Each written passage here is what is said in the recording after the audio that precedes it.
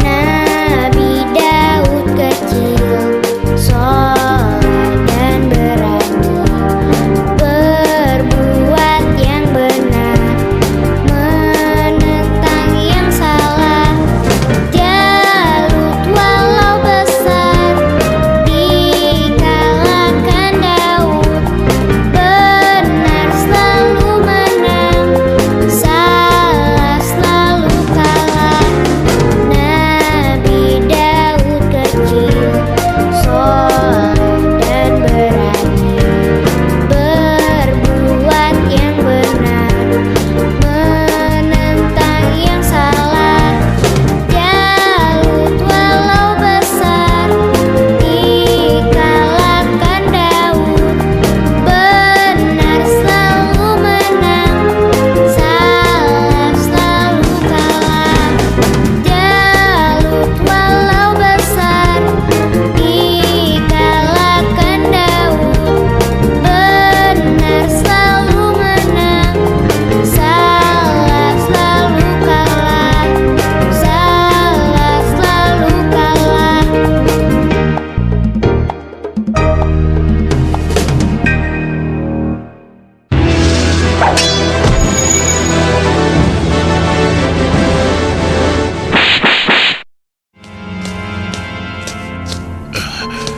Aku kesini untuk mengantarkan kurma-kurma terbaik milikku ini untukmu. Alhamdulillah, Allah telah memberikan nikmat yang besar kepadaku. Jadi orang ini rupanya. Mana mungkin? Mustahil. Kurma-kurma ini aku dapatkan dari kebunku yang kecil. Aku ingin agar engkau juga ikut menikmati karunia dari Allah ini.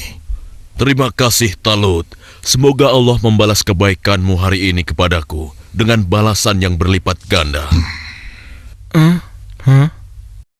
Nah, tuan-tuan sekalian, sesungguhnya Allah telah memilih laki-laki ini sebagai pemimpin kalian untuk berperang di jalan Allah. Tapi bagaimana mungkin? Dia hanya seorang petani biasa dan bukan dari keturunan bangsawan. Bagaimana mungkin dia bisa menjadi pemimpin kami? Ya, itu benar sekali. Seharusnya kami lebih pantas dibandingkan dengan laki-laki itu, wahai Nabi Allah. Iya, benar. Kami semua yang hadir di sini adalah keturunan bangsawan dan memiliki banyak harta. Kami mampu membiayai keperluan perang ini. Aku sudah menduganya bahwa kalian akan menolaknya. Memang benar, Talut bukanlah keturunan bangsawan. Dia hanya petani biasa. Tapi sebenarnya, dia memiliki tubuh yang perkasa serta ahli dalam strategi. Tapi, wahai Nabi Allah, sebenarnya maksud kami... Bukankah kemarin kalian sudah berjanji kepadaku kalau kalian akan menerima siapapun pemimpin kalian? Baiklah, kalau begitu.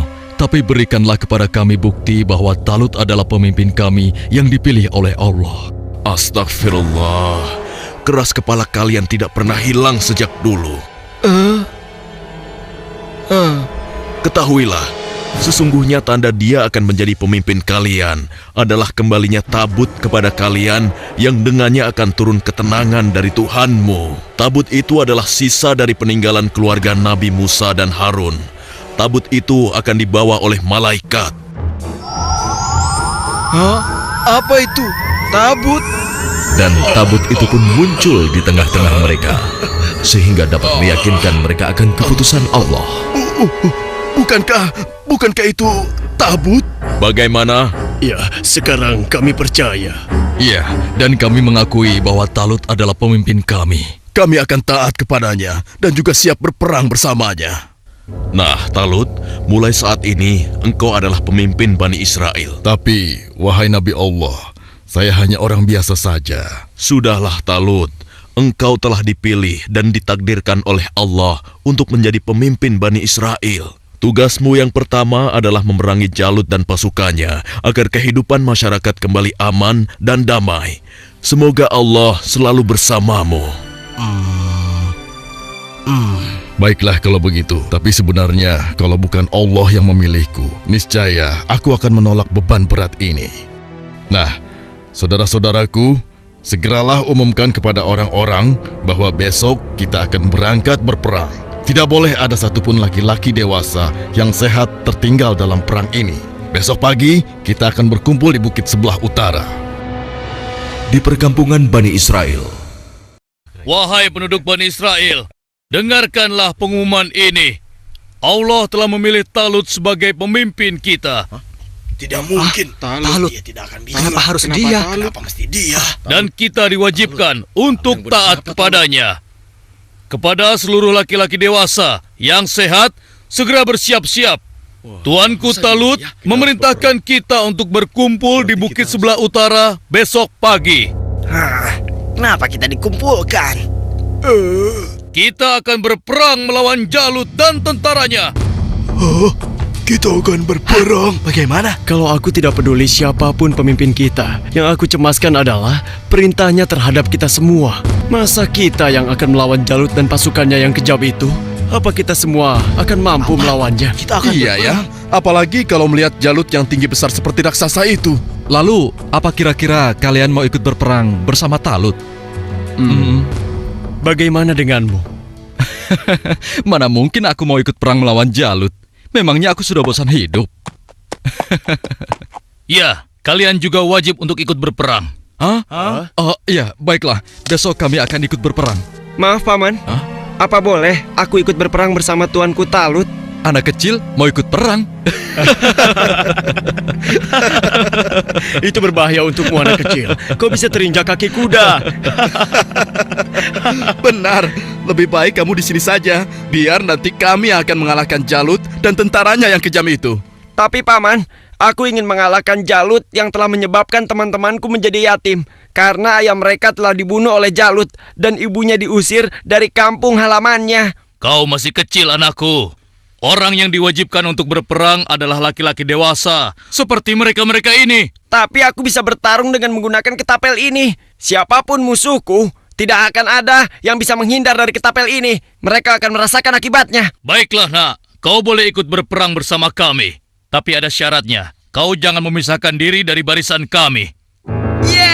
Aku boleh ikut berperang melawan Jalut dan tentaranya. Memangnya cuma kau saja yang berani. Aku juga akan ikut berperang. Besok, kamu lihat saja. Aku pasti akan berada dalam barisan terdepan. Ya, aku juga. Aku akan segera bersiap-siap. Ayo. pada hari itu di bawah pimpinan Talut telah berkumpul 70.000 orang pasukan Bani Israel yang akan berangkat berperang melawan kezaliman Jalut. Wahai saudara-saudaraku semua, hari ini kita berangkat ke medan perang untuk berjihad di jalan Allah. Kita akan melawan Jalut dan pasukannya yang telah menindas kita. Kita akan rebut kembali kampung-kampung kita yang telah dirampas mereka. Kita akan kalahkan mereka sehingga negeri kita ini kembali aman dan damai. Kita harus bersama-sama berjuang untuk membela kebenaran dan keadilan. Prajuritku, apakah kalian siap untuk berperang melawan mereka? Siap!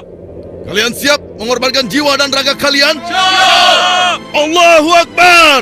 Allahu Akbar! Allahu Akbar! Allahu Akbar! Ada satu lagi. Peperangan ini akan melalui perjalanan yang sangat panjang dan sangat berat. Bersabar dan tabahkanlah hati kalian.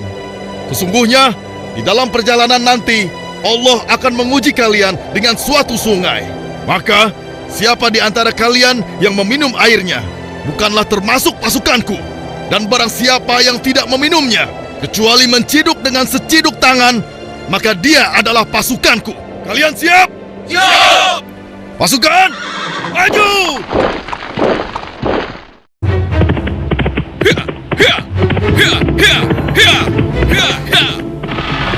Sementara di tempat lain, di istana Raja Jalut, Hanya dalam waktu 3 bulan, sebagian besar perkampungan Bani Israel sudah menjadi daerah kekuasaan kerajaan kita, tuanku. Hanya tinggal beberapa perkampungan yang di sebelah utara saja yang belum kita kuasai. Dan rencananya, besok kita akan mengirim 2.000 pasukan untuk melakukan penyerangan ke wilayah tersebut, tuanku.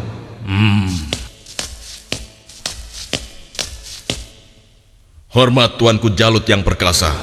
Apa keperluanmu, prajurit bodoh? Mengganggu urusanku saja. Maaf beribu-ribu maaf Tuanku.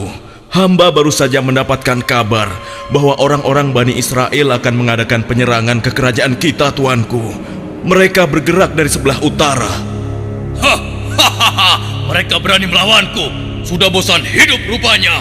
Panglima, siapkan 5.000 pasukan untuk menumpas mereka. Baik tuanku. Tapi tuanku, mereka mengerahkan semua rakyat untuk menyerang kita. Dan jumlah mereka sangat banyak tuanku. Sekitar 70.000 pasukan. Mereka dipimpin oleh seorang yang bernama Talut. Konon, dia dikenal sebagai ahli strategi perang tuanku. Sudah nekat mereka. Kalau begitu, Panglima, kerahkan semua pasukan kita. Kita sambut mereka dan kita kirim mereka menuju gerbang kematian. Saat ini juga akan kita musnahkan bangsa Israel dari muka bumi ini.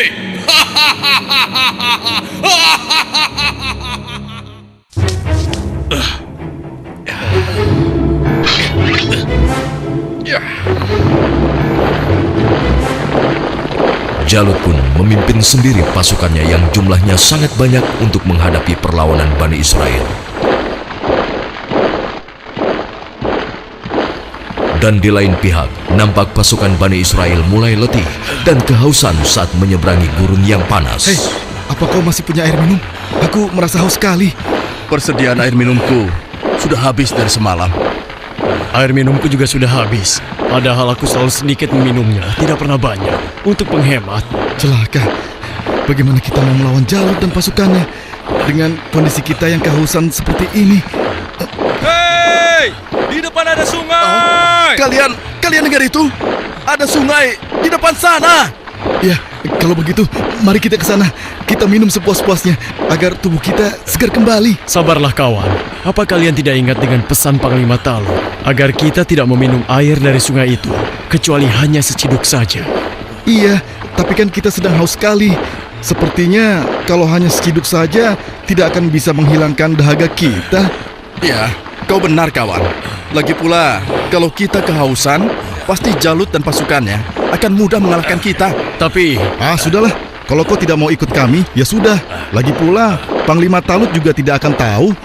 Ayo, kita segera ke sungai. Ya, sudahlah. Ayo cepat deh. Ayo cepat. Ayo. aku lebih dulu. Sudah sekali. Iya. Aduh, perjalanan jauh sekali. Seperti yang dikhawatirkan Talut, sebagian besar orang-orang Bani Israel itu akan melupakan dan melalaikan peringatannya. Tak puas hanya dengan minum sebanyak-banyaknya, mereka bahkan menceburkan diri dan berenang ke dalam sungai.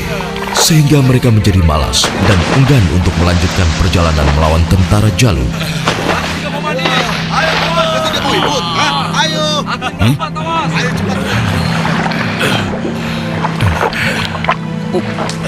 Pasukan, mari kita lanjutkan perjalanan. Wahai Talut, aku dengar Jalut telah menyiapkan tentaranya untuk menghadapi kita.